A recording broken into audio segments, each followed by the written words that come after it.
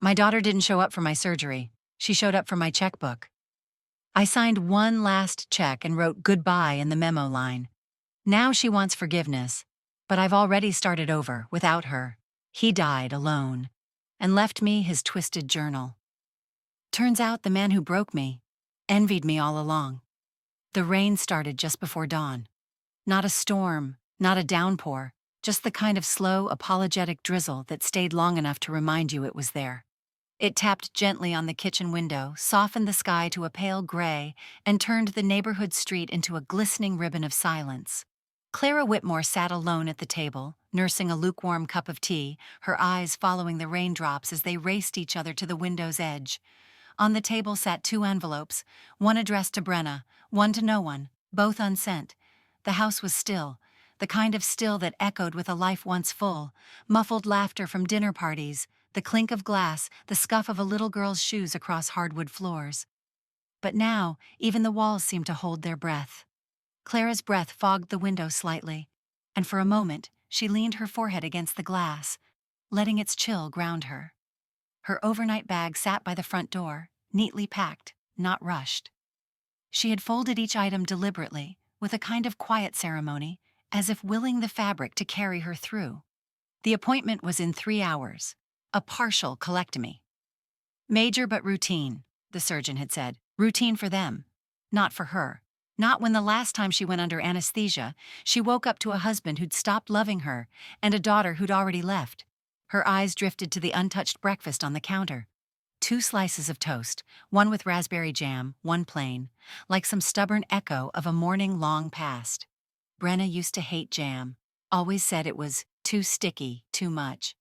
Clara still made both kinds, just in case her daughter showed up after all these years and decided she wanted jam. Ridiculous, she thought. She stood slowly, knees stiff, spine tight from too many years of good posture and silent suffering. She walked over to the envelopes, picked one up, the one with Brenna's name in her own looping, hesitant cursive. Brenna Whitmore, 30 under 30, Ivy League, consultant to the powerful, daughter of Clara, estranged. Absent. Clara's fingers hovered over the flap, as if muscle memory would make her seal it. But she didn't. She knew she wouldn't. She hadn't for the last 7 letters. Or was it 9? She wasn't sure anymore. The letters always started the same way. I hope you're well. They never ended with love, Mom, just Clara, a boundary she thought would make it easier. It didn't. She had written this one after finding a lump, wrote another when it became a mass, and now, this. This final version, written last night in the half-light of her bedroom, where shadows seemed to lean over her shoulder, watching every word. She didn't tell Brenna about the surgery, not in the letter, not in any of the voicemails that always ended with a dial tone and silence. She hadn't even told her sister, not that they were close. She had told only Wendy, her next-door neighbor, retired schoolteacher, and the closest thing Clara had to a friend. Wendy had offered to come to the hospital. Clara said no. Too much fuss. But really, it was the shame. Not of the illness, but of the absence. Her daughter wasn't coming. Clara walked to the front door and slid the envelope back into the drawer of the entryway table. The one that used to hold car keys, grocery lists, old ballet shoes.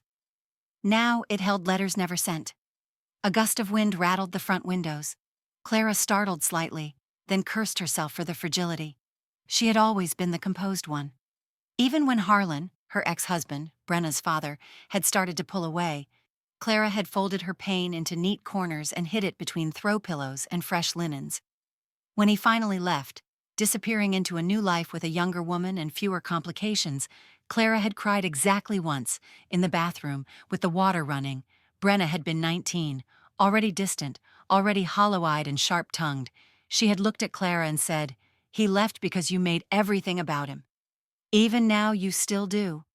It was the last honest thing Brenna ever said to her. After that, it was phone calls that went unanswered, texts that never got replies. Once, Clara sent flowers to Brenna's new office, congratulatory, harmless. Brenna sent them back. No note, just the plastic wrapping still damp. Clara had watched other mothers complain about too frequent check-ins, overbearing daughters, the impossible weight of being needed. She would have given anything to be needed. Instead, she got polite emails for birthdays, quick updates from mutual friends, and silence that thickened like fog around her heart. She moved to the hallway mirror, looked at her reflection like it was a stranger's. Her once golden hair was now a thin silver braid, her cheekbones more pronounced, eyes rimmed with weariness. But the line of her mouth was steady. "You still have your dignity," she whispered.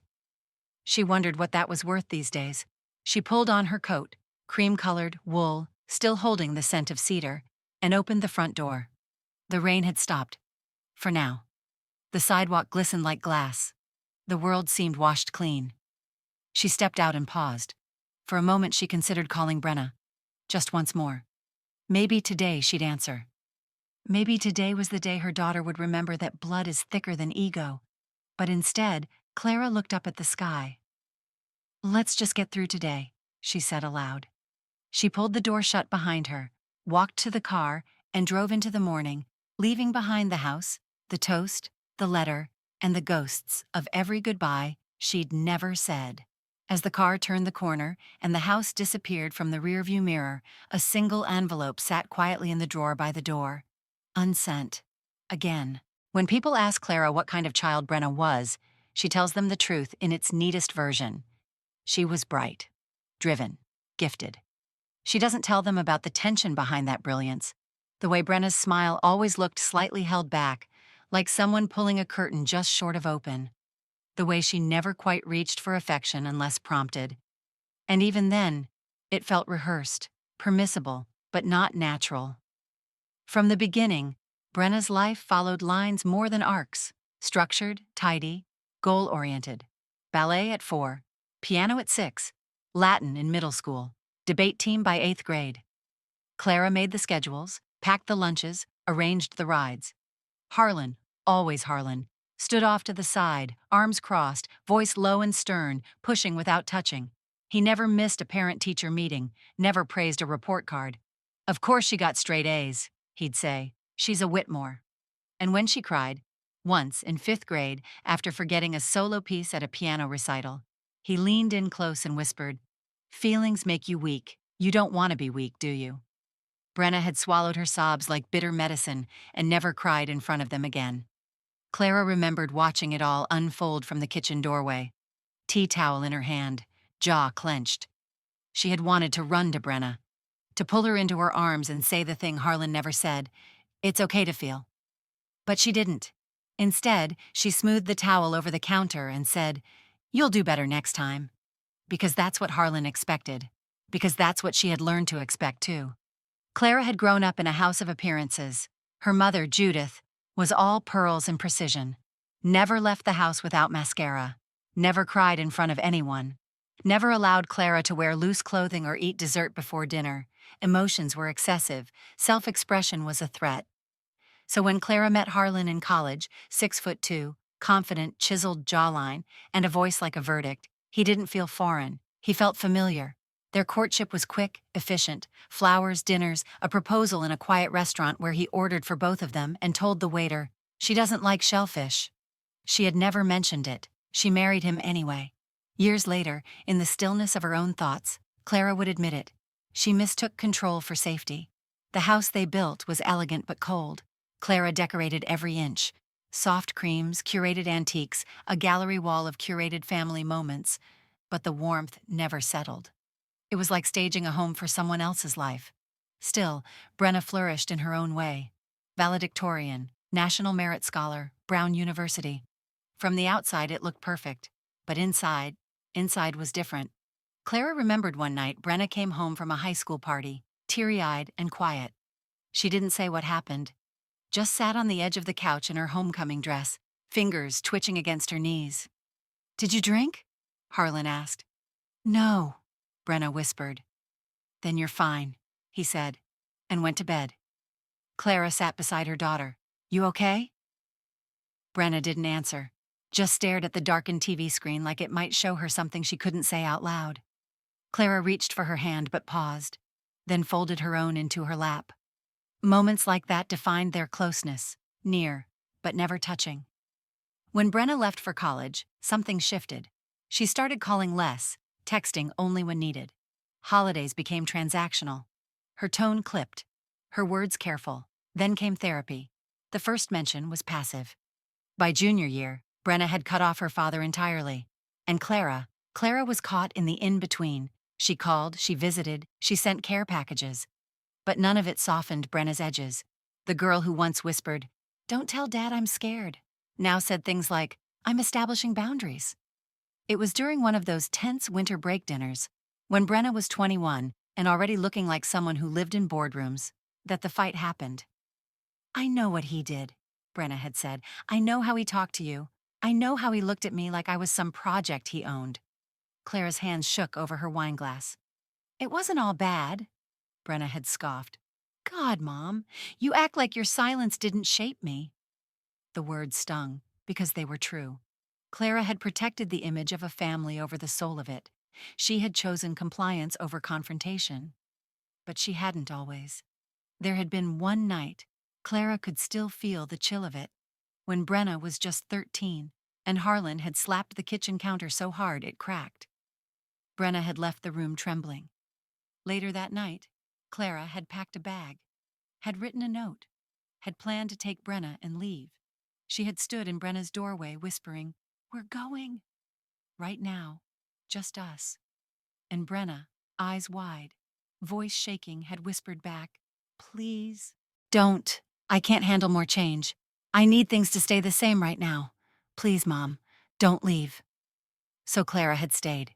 She had stayed because her daughter asked her to. Because she believed that sometimes staying was its own kind of love. But when she tried to explain that years later, Brenna didn't see love.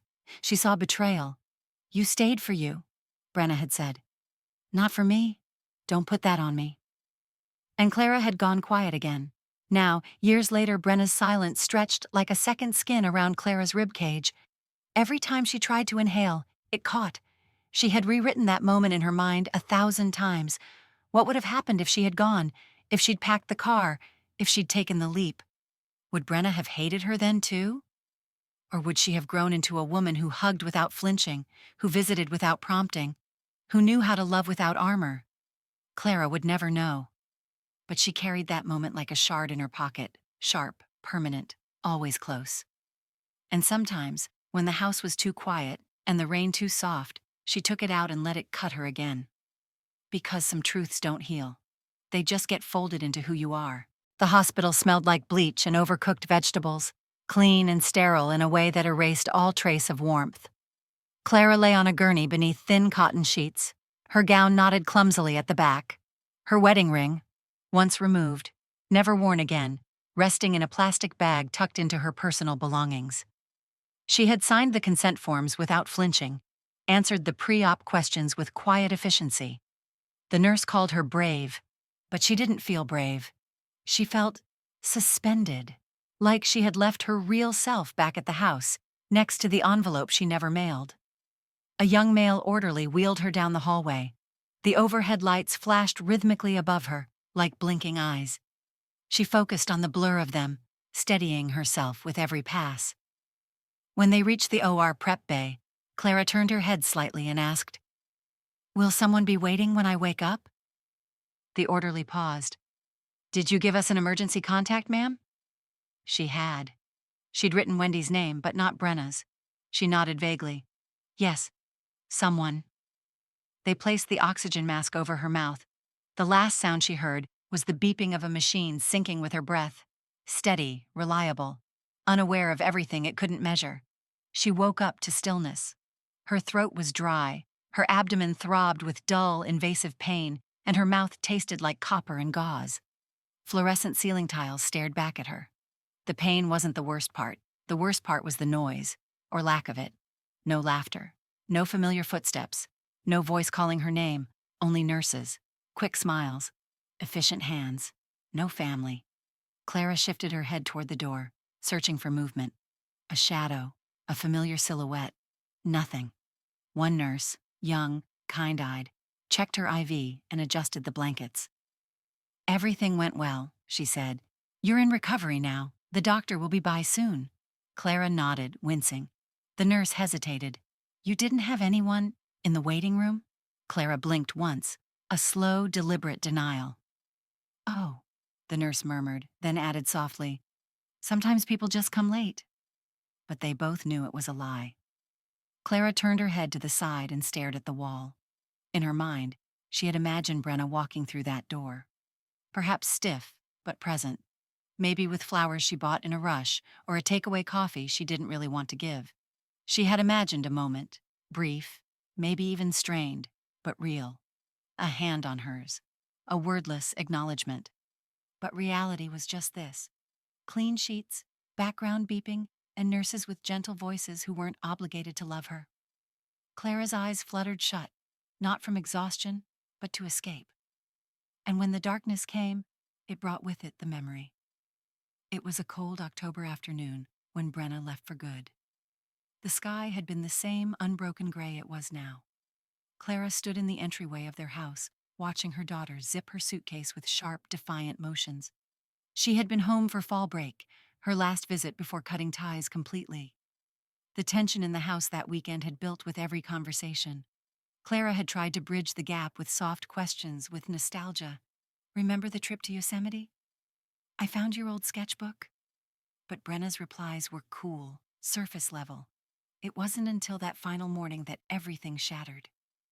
You always want to pretend, Brenna said, her arms folded, jaw set. Pretend we were normal. Pretend he wasn't abusive. Pretend your silence didn't kill me piece by piece. I was trying to survive, Clara whispered. And I was trying to breathe, Brenna shouted. But you stayed. You let him shape both of us into ghosts. Tears had welled in Clara's eyes, but Brenna didn't stop. You chose him. I'm choosing myself. And with that, she walked out. No hug, no look back. The front door had closed behind her with the quiet thud of finality. Clara stood frozen in the hallway, watching the light spill across the hardwood floor where Brenna's shadow had once been. It was the last time she saw her in person.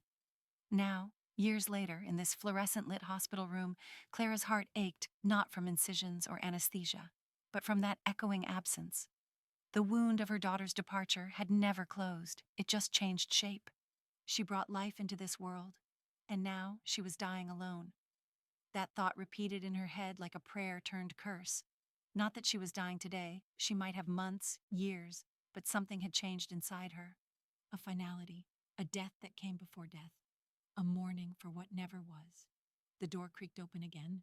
Another nurse, wheeling in a tray. Clara turned her head quickly, eyes wide with hope. But the tray held apple juice and crackers, not closure. You're doing great, Mrs. Whitmore, the nurse said brightly.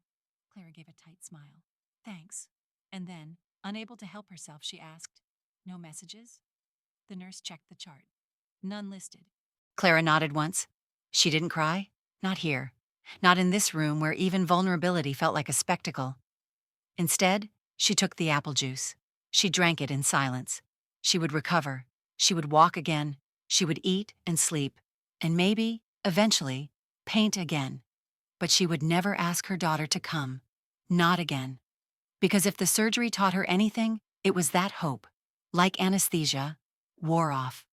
And the ache afterward was worse than the pain before. The return home was more painful than Clara expected. Not because of the stitches or the fatigue, but because everything was too quiet. She moved slowly through the rooms she had decorated herself. Ivory walls, soft blue throw pillows. The scent of lemon oil from her last cleaning lingered faintly, like a ghost of the order she once prided herself on maintaining. She cooked oatmeal her first morning back. Just one portion, no garnish, no toast. Eating for one was a strange ritual, measured, minimal, and entirely unceremonious. The television remained off. She didn't want the noise. She wanted stillness. She needed it to hear her own thoughts again. By the third day, she could walk to the mailbox and back without sitting down. That afternoon, the sun cut sharp lines through the windows of the sunroom. She settled into the wicker chair with a blanket around her knees, a pen in hand, and her checkbook open on the table beside her. She wasn't sure why she had brought it out. Habit, maybe? Or a symbolic gesture? A kind of reckoning with all the ways she had given herself away one signature at a time. That's when the knock came. 3 short taps, precise, impatient. She froze. No one ever knocked mid-afternoon, except maybe Wendy. But when she opened the door, it wasn't Wendy. It was Brenna, hair slicked back, impeccably dressed. that high-gloss polish that came from power suits and professional detachment. "Mom," she said, smiling tightly. "Hi." Clara blinked. The last time she had seen that face in person, it had been retreating down a driveway. "Brenna." "You look good," Brenna offered, though her eyes flicked quickly over Clara's pale skin and the way she braced herself against the doorframe. "I had major surgery," Clara said, not as a complaint, just a fact. "I know," Brenna replied. "I meant considering." Clara nodded and stepped aside. They sat in the living room, separated by a cushion and a decade of silence. Brenna declined tea. Clara didn't press. "How are you really?" Brenna asked, her tone rehearsed. "Sore," Clara answered, "but healing." "That's good. That's really good." The silence that followed was thick. Brenna glanced around the room as if cataloging the absence of change. "I see you still have the same furniture." Clara tilted her head. "It still works." A pause. Then Brenna leaned forward slightly, and Clara felt the shift, the change in tone, the real reason, slinking in under the guise of civility. "I'm working on a business expansion," Brenna began. "A pivot, actually. It's a consulting/tech hybrid. I've got a team, but funding's tight. I remembered you always had that inheritance from Grandma June." There it was. Clara felt the words like a cold wind through an open window. Not, "I missed you." Not, "I was worried." Just numbers and strategy wrapped in daughterly packaging. "How much are you thinking?" Clara asked, voice even. "Only 50,000 to start. Convertible note. You'd even get equity if it scales." Clara looked at her hands, folded in her lap. She had dreamed once of holding Brenna's hands during moments like this, not writing checks, just holding. Instead, she nodded slowly. "I'll write it." "Really?" Brenna's eyes sparkled, but Clara could see through it now. Thank you. Seriously, I didn't know if you would." "I always do," Clara murmured. They went to the sunroom. Clara moved carefully, her body aching. She sat with the checkbook, pen poised. Her handwriting hadn't changed, even if everything else had. She wrote Brenna's name, the amount, the date. She didn't say, "This hurts me." She didn't ask, "Why now?" She didn't cry. She just signed. Brenna hugged her before she left, arms stiff, perfume too strong, presence too fleeting.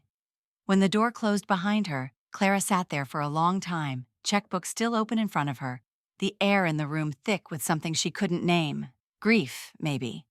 Or just the truth. Later that week, Wendy came by with blueberry muffins and a breeze of warmth that felt real. "She stopped by?" Wendy asked, brows lifted. "She did." Wendy waited, reading Clara the way only an old friend could. "She asked for money." Wendy sighed, placing the muffin tray down. "Honey, you've got to stop letting her do that. This isn't a family, it's a transaction." Clara looked at the sunroom desk, where the check stub still sat. "She looked like him," she said softly, when she asked, not in her face, in her detachment. "You're not obligated to let her drain you," Wendy said gently. "Especially now, especially after all this." "I know." But knowing wasn't enough. Not yet. That night, Clara pulled out the old photo albums. She hadn't looked at them in years, not properly. Page after page of posed smiles, matching outfits, planned vacations. But the smiles, hers, Harlan's, even Brenna's, they all looked strained, as if happiness was a performance, not a presence. She found one picture, Brenna at 12, laughing, with her head thrown back, totally unaware of the camera. It was the only photo that felt unguarded. She ran her fingers over it. "I wonder who took this," she whispered. The next morning, Clara walked slowly to the mailbox, where Wendy waved from her porch. "By the way," Wendy called, "saw Marion at the co-op. She said her husband's firm invested in Brenna's venture." Clara stopped mid-step. "Last month," Wendy added, oblivious to the pause. "Guess she's got quite the backing." Clara said nothing. She went inside, made tea, and sat in the sunroom. She didn't cry. She didn't need to. Because now she understood. Brenna didn't need the money. She just needed to win. And Clara had given her the scoreboard. Clara set the table with unnerving precision. 2 linen napkins, folded diagonally. White china. A single candle flickering in the center. An old habit from years past. when Harlan expected ambiance and silence more than conversation. Tonight wasn't for nostalgia, it was strategy. Brenna had agreed to come for dinner after the check was cashed. Her tone on the phone had been brisk but not unfriendly. Clara had said she wanted to catch up. Brenna had hesitated, then agreed, probably out of obligation or curiosity. Clara didn't care. She just needed to see her, not as a daughter, as a woman with a choice. The doorbell rang precisely at 6:30. Clara inhaled deeply, ran a hand over her skirt, and opened the door. Brenna stood in a tailored navy blazer, black slacks, and those pointed shoes that clicked authoritatively across hard floors. Her smile was clipped at the edges. "Smells good," she said, stepping inside. Clara nodded. "Pasta primavera, your favorite. At least, it used to be." Brenna didn't respond. They sat at the table, fork tines clinking gently. Clara poured wine, only a finger's worth for herself. She was still on medication, but she needed the ritual.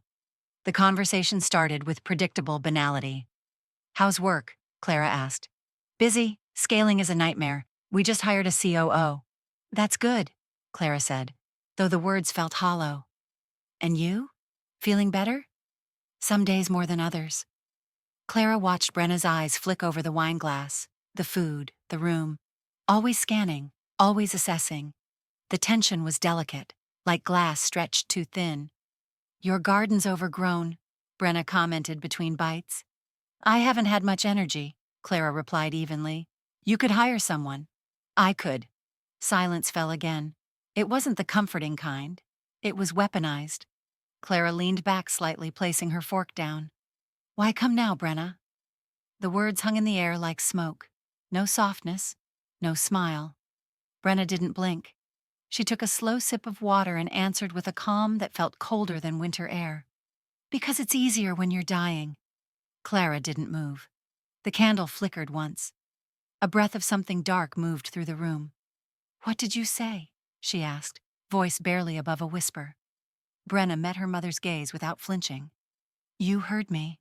Clara's body went still, her stomach clenched sharply, but she said nothing. She could feel the edge of her own mortality pressing against her ribcage, but this was something else entirely. Not cancer, not surgery. This was a different kind of dying. A small sound escaped her lips, not quite a gasp, not quite a sigh. But she didn't faint. She didn't cry. She reached for her wine and took a sip with hands that didn't shake. "You always were honest," she murmured, more to herself than to Brenna. Brenna sat back, folding her arms. "I'm not trying to be cruel. I'm trying to be real. You always wanted pretend closeness. I'm giving you truth." Clara looked at her daughter, truly looked at her. The sharp lines of her jaw, the unyielding poise, the armor of success. But beneath it, Clara saw the bruises she had helped form, not with hands, but with absence, with appeasement, with decades of playing small to survive Harlan's dominance. And now Brenna was the culmination of that silence. "Real," Clara repeated softly. "Then let me be real too." She stood slowly, her legs aching. She walked to the hutch and pulled out her checkbook again. It was becoming a ritual now, part confessional, part declaration. She brought it to the table and sat. "I'll write one last check," Clara said. Brenna raised an eyebrow. "I don't need more money." "I'm not offering more," Clara replied. "This one's symbolic." She opened the checkbook. The pen clicked once. "Pay to the order of Brenna Whitmore amount, $1 memo, goodbye." She tore it neatly, laid it on the table, and pushed it forward. "This is the last thing you'll ask of me," she said calmly.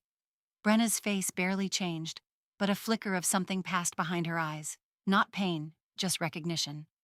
"You think this means you're cutting ties with me?" she said, almost amused. Clara shook her head.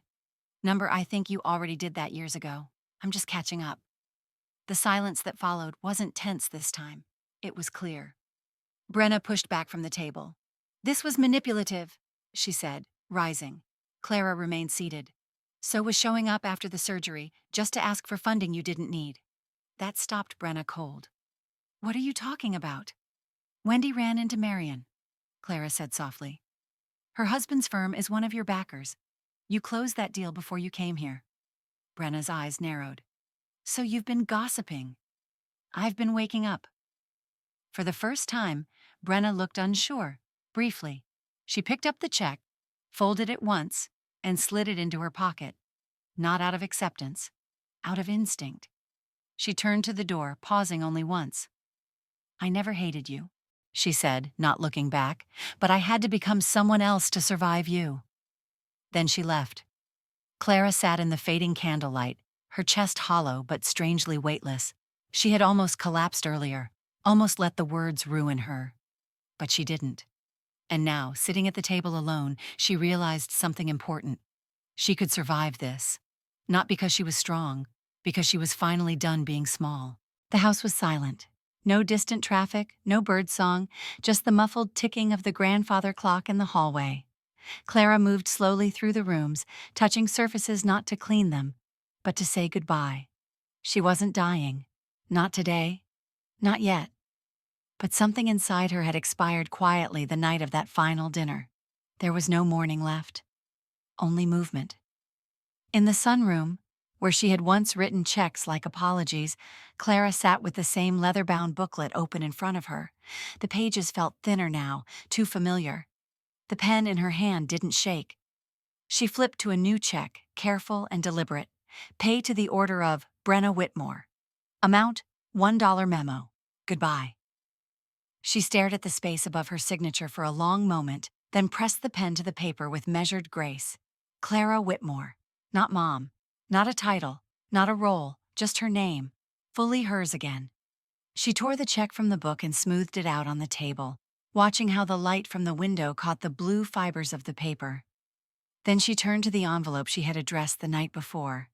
Not out of habit this time, but with finality.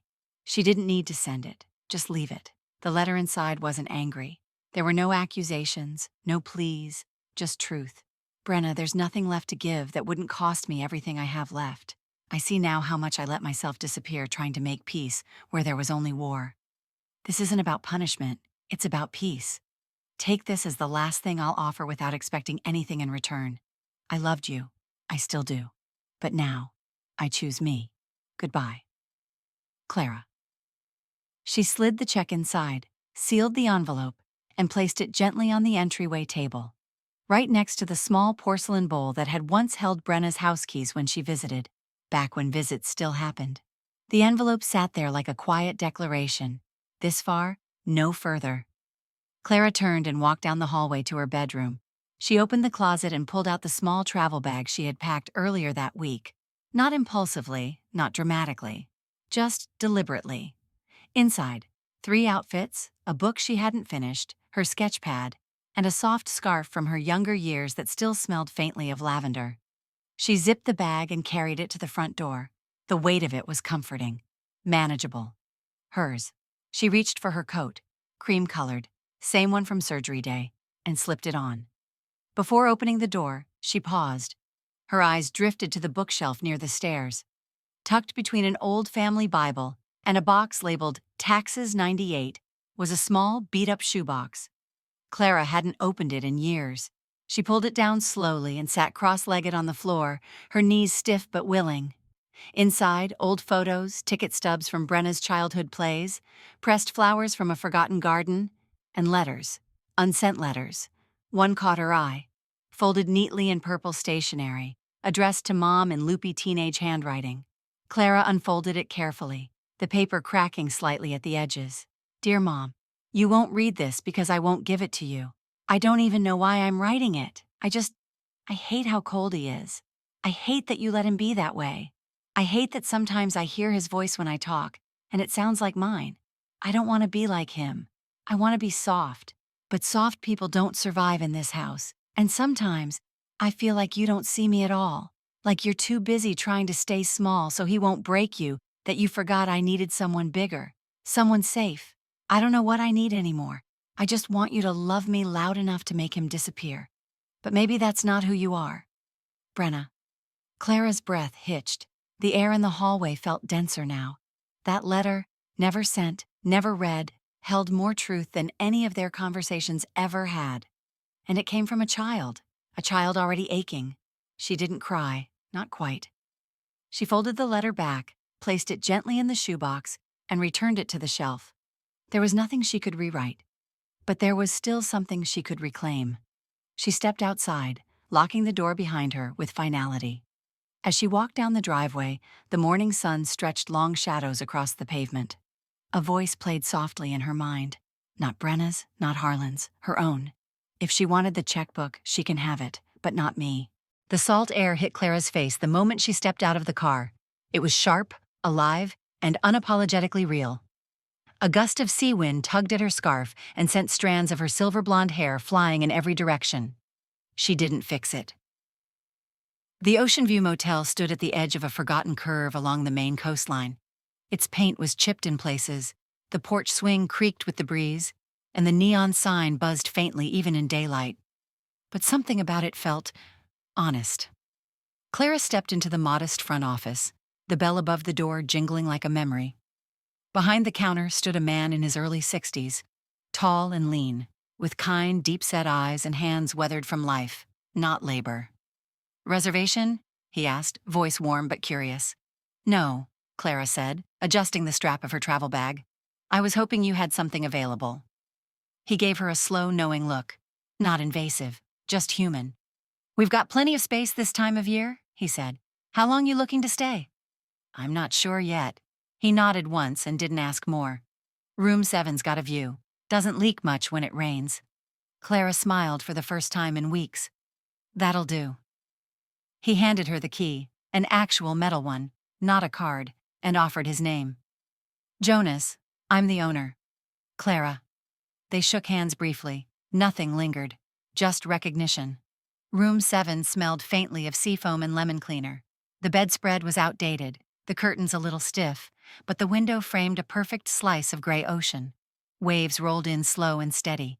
The sound was constant, like breath. Clara sat on the edge of the bed, letting the quiet sink in. Not silence born from loneliness, but from peace. For the first time in years, she didn't feel like she was bracing for something. Not for a call, not for a knock, not for disappointment.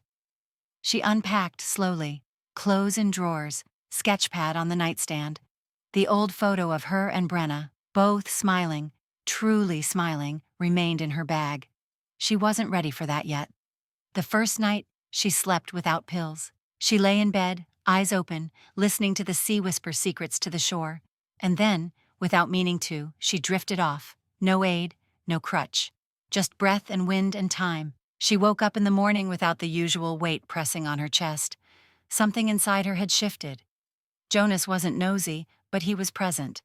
He brought her coffee one morning when she forgot to ask. Recommended the best place for clam chowder. Left extra towels without her needing to request them.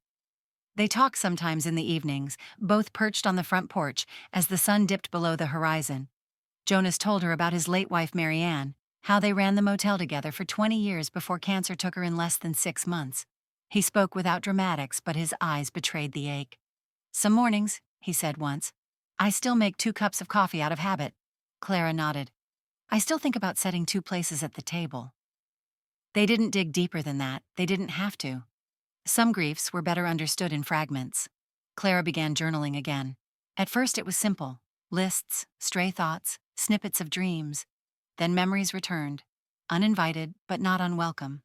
She wrote about her childhood, about Brenna's first ballet recital, about the way Harlan's footsteps on the stairs used to make her stomach turn. Writing didn't fix everything, but it gave shape to the shadows. She also found herself painting again, badly, joyfully.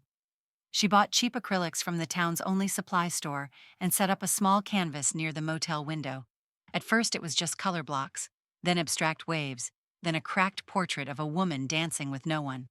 She laughed when she finished that one. It looked like her. She went into town for a haircut on a whim. Told the stylist to go short. "Do whatever you want," she said. "Just make it light." She looked in the mirror afterward and barely recognized herself, in a good way. Later that night, in room 7, she played an old jazz record from the motel's communal player and slow danced alone. No one watching, no choreography, just her, barefoot on worn carpet, moving like her body still belonged to her. For the first time in what felt like a lifetime, Clara felt possibility, not in the sense of starting over, but in the sense of finally becoming whole. Jonas caught her on the porch one morning. paint smudged on her fingers. "You look better," he said. Clara smiled. "I feel better." He didn't ask why, she didn't offer. But they both knew it wasn't the ocean or the motel or the painting. It was the distance, from the pain, from the pretending, from the pieces of herself she had let others claim.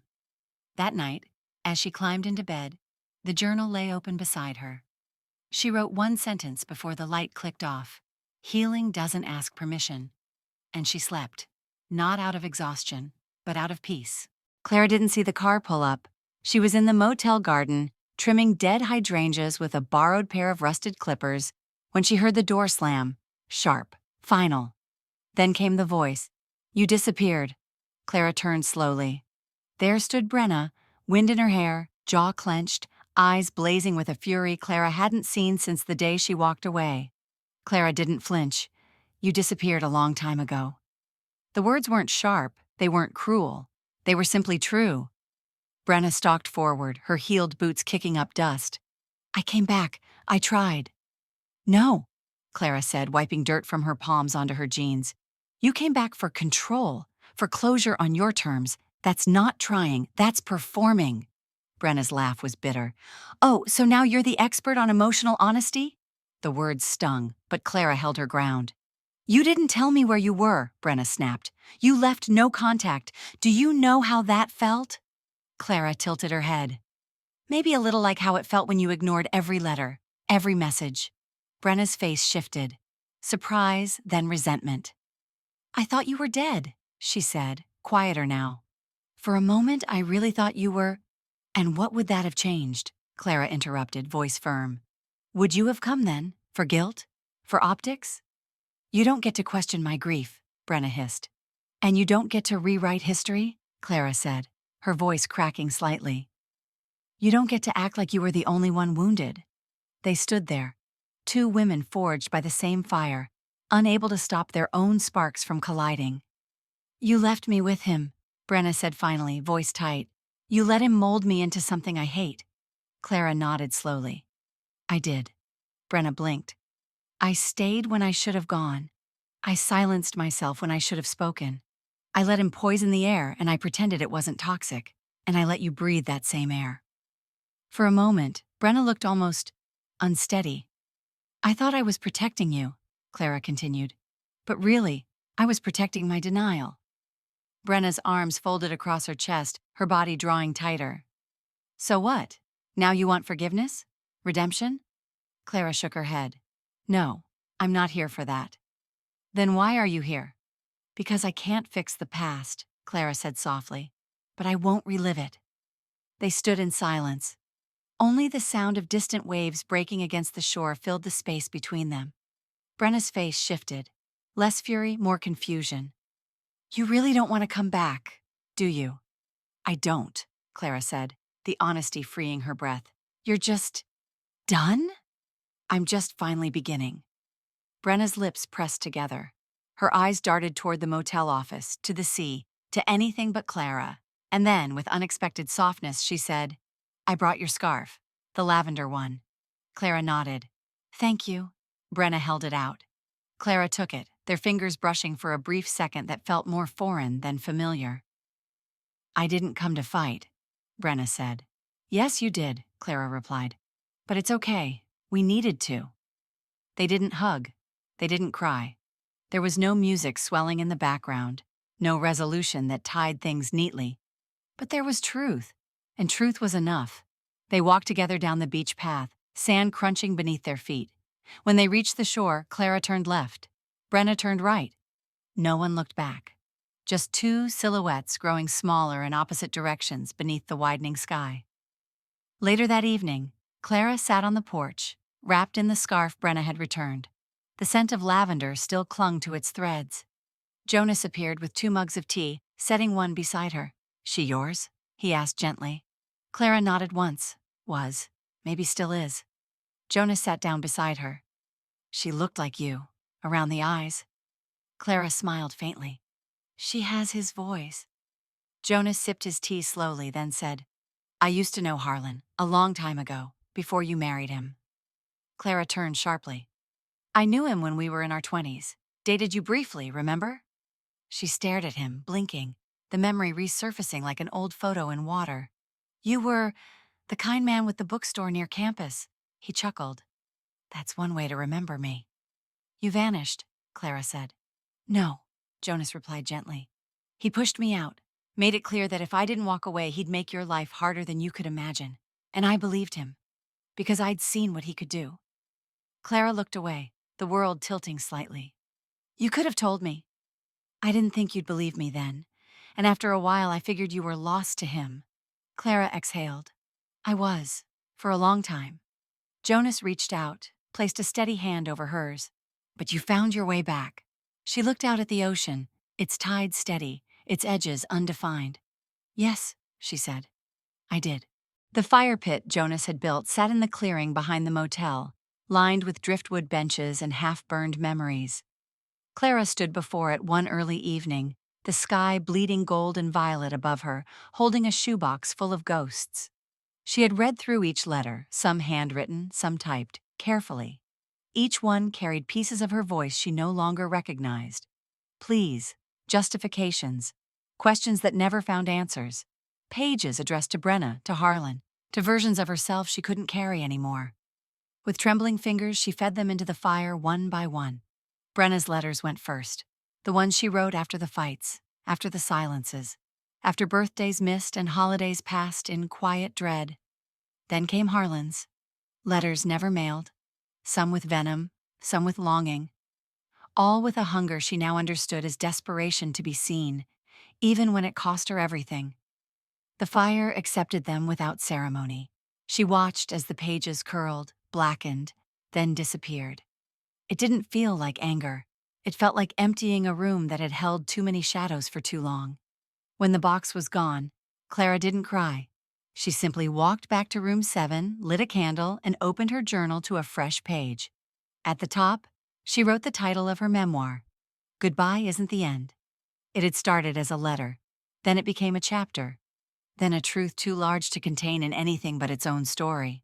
This time, the writing wasn't for someone else, not to explain, not to plead. It was for herself, to make sense of the quiet, to give shape to all the things she had lived through without realizing they mattered. Each morning, Clara walked along the shore just after sunrise, bundled in layers, the cold slicing through her, but never stopping her. The sea air felt different now, not bracing, cleansing. She began dipping her feet into the freezing Atlantic, one step farther each day. A ritual of resilience. Forgiveness became part of her routine too, not an act, but a practice. She whispered it into the wind some mornings. Some days she directed it toward herself, others toward Brenna, even Harlan once. Jonas gave her space, but on the days when she didn't want space, he brought her hot coffee. Or they shared stories on the porch swing under a blanket of silence that needed no explanation. Weeks passed like this. Her chapters grew. Her voice found strength in its steadiness. And then one afternoon, the mail arrived. Jonas brought the envelope with a subtle pause. It's from her. Clara didn't ask how he knew. She held the envelope for a long time before opening it. The handwriting was familiar, precise, elegant, cautious. Inside, no letter, no explanation. Just a single photograph, a journal, spiral-bound. Pages open, filled with annotations, underlining, margin notes, therapy notes, Brenna's. On the back of the photo, a message written in blue ink. Working on it. That was all. Clara sat with it in her lap, the weight of it heavier than any essay, any apology. No, I'm sorry, no promises. But it was something. A breadcrumb. Clara didn't call, didn't write back. Not because she was angry, because she didn't need to. She placed the photo inside her own journal and closed the cover.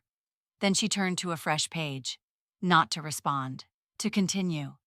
She wrote about the salt in her hair, the warmth of tea in her hands, the way Jonas hummed Sinatra under his breath when he thought no one was listening, the ache in her knees after long walks, the comfort of her own breath, deep, even, hers.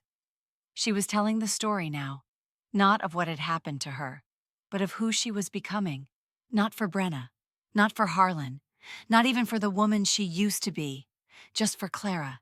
And that, finally, was enough. The call came just after dawn.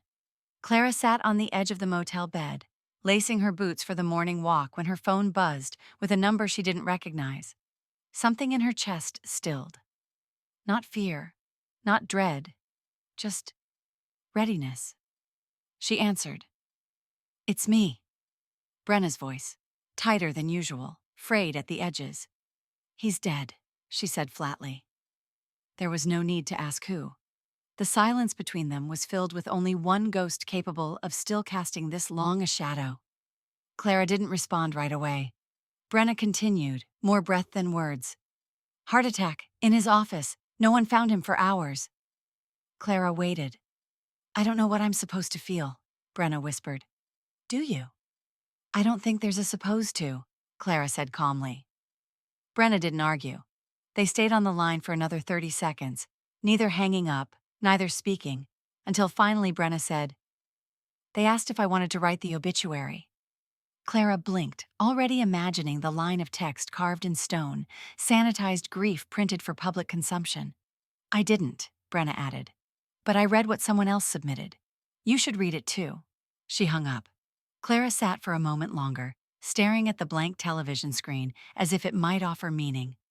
Later that morning, in the motel's small reading lounge, she found the local paper online. There it was, a single-column obituary, sparse. Harlan Whitmore, 61. Husband, father, businessman, survived by a wife who left him and a daughter who feared becoming him.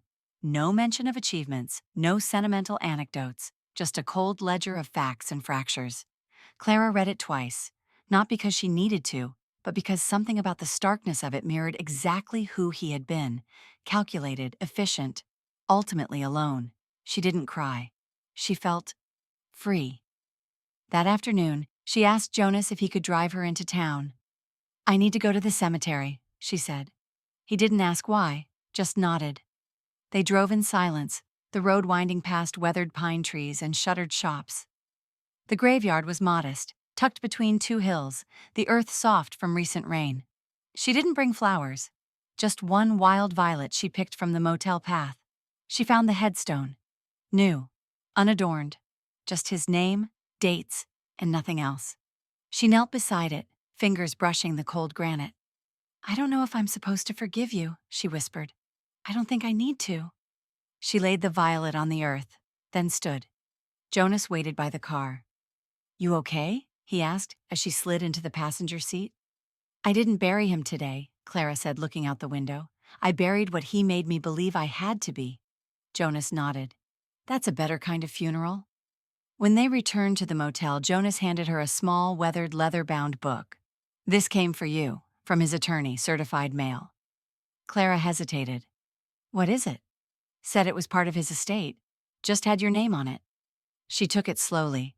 The cover cracked when she opened it. Inside, Harlan's handwriting, a journal, his. Her fingers moved through the pages, each one darker than the last.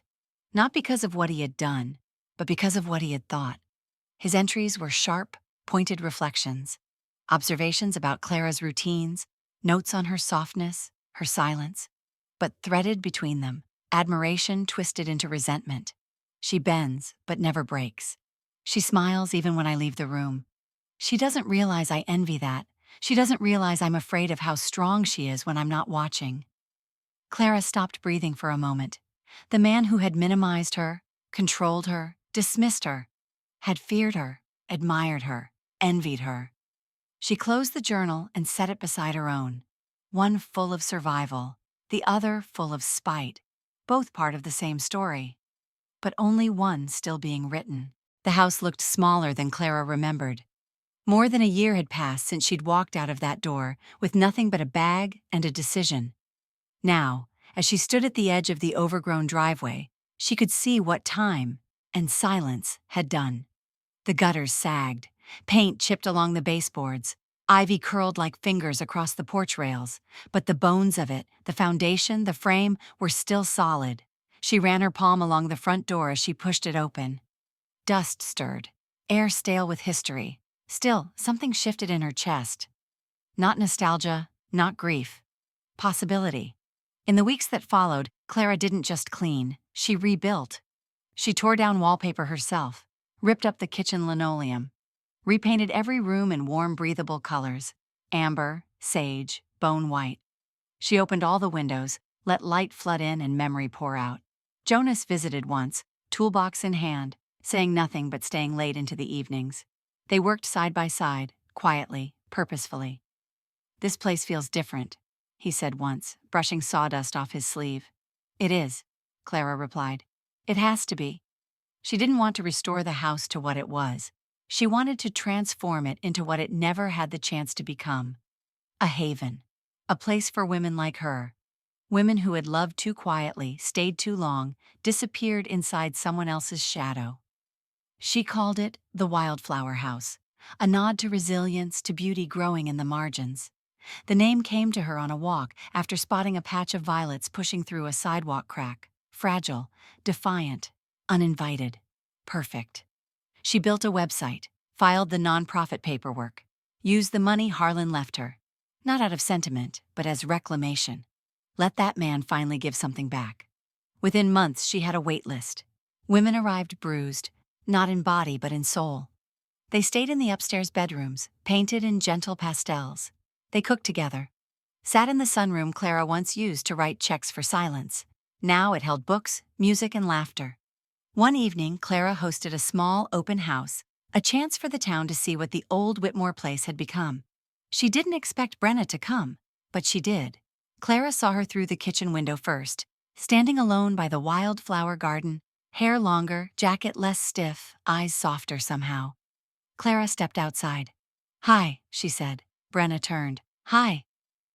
They stood for a long moment, the silence no longer sharp, just spacious. "I've been reading your essays," Brenna said finally. "They're good." Clara smiled. "Thank you." Brenna reached into her bag and pulled out an envelope. "I wanted to contribute." Clara took the check, saw the number, then folded it and handed it back. "I appreciate it," she said, "but I don't need it." Brenna looked almost hurt. "I'm not punishing you," Clara added gently. "I just want this place to grow on its own roots." Brenna nodded, slipping the check away. "I didn't know what to expect coming here," she admitted. "I thought maybe it would feel like the past." Clara gestured to the garden. "Nothing here is what it used to be." There was a pause, and then Brenna asked, "Is healing always this quiet?" Clara thought for a moment. "No," she said, "but it doesn't have to be loud to be real." They walked a short stretch of the garden path together, slow and aimless. Clara didn't reach for her. She didn't need to. At the gate, Brenna hesitated. "I may not be ready to stay," she said, "but I wanted to see it." "I'm glad you did," Clara replied. "Maybe one day you'll come back." Brenna gave a small smile. "Maybe." They didn't hug, but they didn't say goodbye either. And that felt like progress. Later, Clara sat on the porch, sipping tea, watching two of the residents laugh over a spilled watering can. The sky above turned that perfect late summer blue, full of breath and endings that didn't hurt. Jonas came to sit beside her, handed her a folder of permit approvals. "You built this," he said. "I needed something honest," she replied. He looked at her, his voice low. "And did you find it?"